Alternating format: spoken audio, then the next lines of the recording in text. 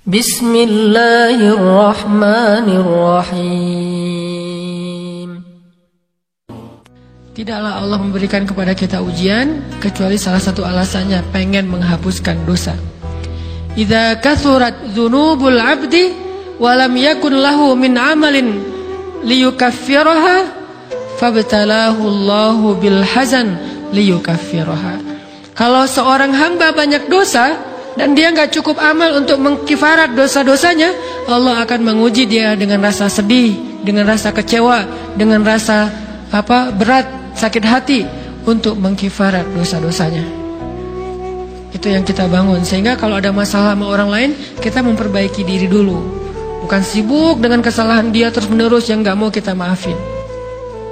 Misalnya ada teman kita nih jadi clash sama kita, hal pertama yang kita bangun, astagfirullahaladzim, saya banyak dosa nih. Tapi kan yang salah dia, ya. Tapi mungkin dia nggak akan mengatakan kalimat itu, nggak akan bersikap kayak gitu kalau kita nggak punya dosa. Allah sengaja mengutus dia untuk menguji kita lewat kata-katanya, lewat perilakunya, karena kita punya dosa. Jadi penyebab pertama diuji itu bukan teman kita yang salah, itu penyebab kedua. Memang dia salah, dan itu harus kita akui, realistis lah.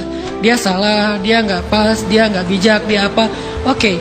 Tapi yang mentakdirkan dia salah kepada kita, Allah Subhanahu Wa Taala. Kenapa Allah takdirkan gitu? Karena kita masih punya banyak dosa. Allah kirim kita ujian, bisa manusia, bisa alam, bisa dalam diri kita sendiri. Itu semuanya adalah cara Allah untuk menguji kita dan membersihkan dosa-dosa kita. Ini yang kita bangun pertama. Yang kedua,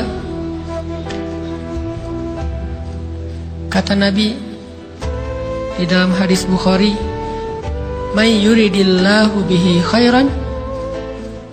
Yang terkenal kan yufaqihu fiddin, itu yang terkenal. Ternyata ada dua modelnya. Ada may yuridillahu bihi khairan yufaqihu fiddin. Siapa yang Allah pengen kasih dia kebaikan agama, kebaikan, Allah akan buat dia mengerti halal dan haram. Itu berarti Allah sayang sama dia. Ini satu model hadis. Ada model yang kedua, mirip redaksinya. May yuridillahu bihi khairan yusib min. Hadis Bukhari. Siapa yang Allah pengen ngasih dia kebaikan, Allah uji. Hah? Kok gitu caranya? Ternyata kayak gitu rahasianya. May yuridillahu bihi khairan, may yuridillahu bihi khairan. Siapa yang Allah pengen ngasih dia kebaikan, Allah kasih dia musibah atau ujian. Kenapa bisa seperti itu, Ustaz? Fa inna ma'al usri yusra, inna ma'al usri yusra. Seolah-olah Allah bilang di dalam ayat itu, kalau kalian mau dapat kemudahan, biasanya lewatnya kesusahan dulu. Kalau kalian pengen dapat keberuntungan, biasanya dapatnya kerugian dulu. Tapi keberuntungan dan kerugiannya pasti nggak sebanding. Keberuntungannya jauh lebih besar daripada kerugiannya. Kerugian itu kayak modal doang, DP. Jadi kalau kita mau dapat kejutan dari Allah, Allah kasih kita DP. DP-nya apa? Ujian. DP-nya musibah. DP-nya rasa nggak nyaman. Itu DP tuh. DP terhadap apa? DP dari Allah terhadap hadiah-hadiah besar yang Allah pengen ngasih ke kita setelahnya. Cuman banyak orang yang menolak DP ini. Sama kayak kita misalnya.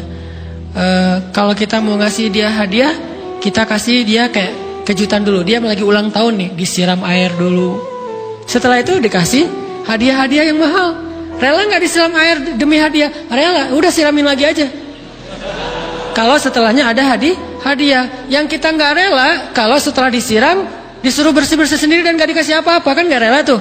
Berarti ini bab iman. Yakin nggak kalau Allah tetap ngasih hadiah?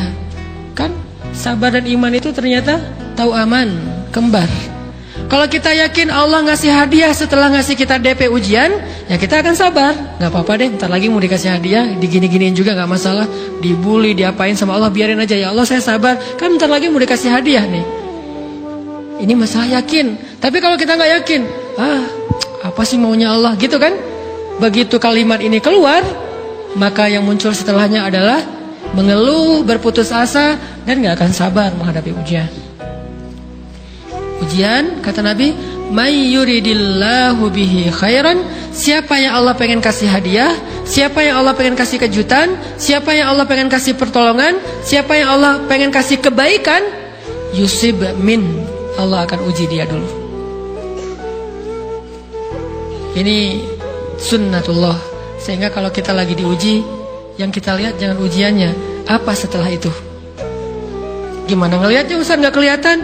Dengan mata hati. Istafti qalbak, tanya kepada hatimu, kelihatan nggak? Dengan mata hati. Gimana ngelihat dengan mata hati? Dengan iman. Saya percaya Allah pasti ngasih kebaikan setelah ini. Orang Allah sendiri yang ngomong, nggak ada satu huruf pun di Al-Quran yang salah, apalagi satu ayat, apalagi 2 ayat. Fa inna ma'al usri yusra, ditegesin lagi, inna ma'al usri yusra. Tapi usr dulu, baru yusr. Dikasih kesusahan sedikit, dikasih kemudahan yang banyak. Dikasih kesusahan sedikit, dikasih kemudahan yang banyak. Ini yang kita coba bangun, tajdidul iman, bangun memperbarui yakin. Sehingga ketika kita diuji, sedih, wajar. Mengaduh sedikit, bukan mengeluh ya. Kalau mengeluh kan nyalahin Allah. Kalau ngaduh, yang namanya orang dicubit kan, itu ngaduh. Tapi kalau, apa sih maunya Allah? Nah itu ngeluh. Antara mengaduh dengan mengeluh berbeda. Mengaduh, itu manusiawi. Sedih, itu manusiawi. Air mata, bahkan bukan hanya manusiawi, itu rahmat dari Allah. Orang yang gak bisa menangis itu yang bahaya. Kalau kita masih bisa menangis, berarti kita masih peka hatinya. Bukankah anak kecil paling sering menangis? Berarti hatinya peka. Siapa lagi selain anak kecil yang paling sering menangis? Cewek. Cowok itu emang gak punya perasaan, makanya jarang nangis.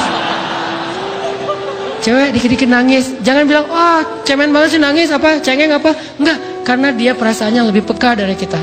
Itulah kenapa Allah menitipkan bayi kepada perempuan. Kalau dititipin ke laki-laki, hancur.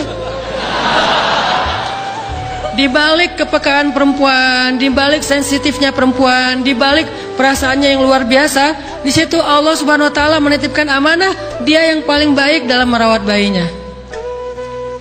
Perempuan secara umum mungkin lebih banyak bicara daripada laki-laki ya. Walaupun ada orang yang perempuan pendiam banget, ada yang nggak ngomong sama sekali, misalnya diem-diem aja, ada. Tapi secara umum perempuan lebih banyak berucap daripada laki-laki. Emangnya ini kekurangan? Bukan. Ini kelebihan. Kalau dia berikan itu dalam hal yang tepat. Apa yang tepat? Mendidik anak. Justru karena perempuan banyak ngomong, lebih baik dalam mendidik anak daripada laki-laki. Laki-laki itu kurang mendidik, kurang mengedukasi kepada anak dengan usia tertentu, karena dia jarang memahamkan. Salah hanya marah, salah hanya ditegur. Kalau ibunya jelasin, gini sebelum tidur, ibunya yang ceritain banyak cerita. Saya sendiri ngalamin sering mana seorang ayah sama ibu interaksi sama anak dalam bentuk verbal. Sering ibu.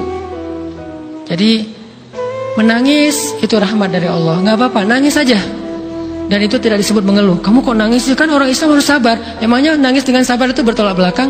Sabar tetap sabar. Ya nangis jalan aja terus nangis. Nangis pakai nangisnya nggak cuma nangis doang, emotikonnya juga nangis, berderai-derai gitu, sampai air matanya menggenang gitu kan ya, boleh lah.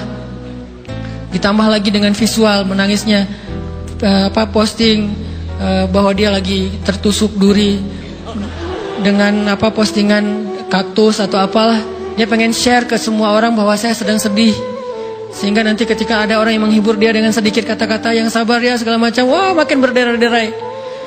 Itu belum jadi, kecuali dia keluarkan kata-kata mengeluh, baru dia disebut orang yang banyak mengeluh, berputus asa. Kalau mengaduh wajar. Walaupun ada nabi udah diuji berat gak mau mengaduh, apalagi ngeluh. Zakaria digergaji, mengaduh aja enggak. Kenapa? Karena kata malaikat, kalau kamu mengaduh sedikit aja, maka Allah Subhanahu wa taala akan menghancurkan kaum ini. Dia kasihan kepada kaumnya, gak mau mengaduh. Satu-satunya orang yang kita tidak boleh mengaduh hanya orang tua. Atau itu mengeluh kalau untuk orang tua. Kalau yang lain nggak disebut mengeluh. Kalau ke teman, malas nggak apa-apa. Jangan sering-sering tapi. Apaan sih? Ke teman boleh. Tapi ke orang tua, saja itu bukan lagi mengaduh, itu sudah mengeluh. Khusus untuk orang tua.